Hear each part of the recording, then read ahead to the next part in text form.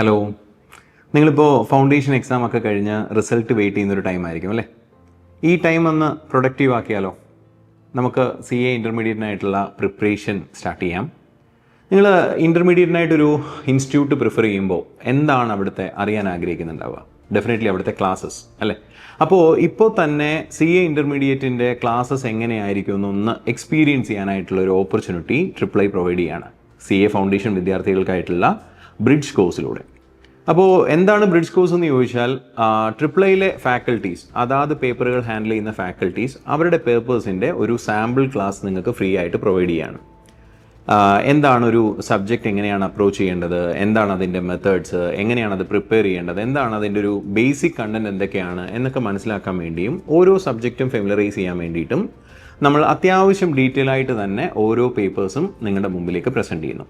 അതിൽ Feb 21 നിങ്ങളുടെ paper 6A financial മാനേജ്മെൻറ്റിൻ്റെ സെഷൻ ഹാൻഡിൽ ചെയ്യുന്നത് ഞാനായിരിക്കും. I am CA Dinu Chandran, your faculty for financial management at triple I commerce academy.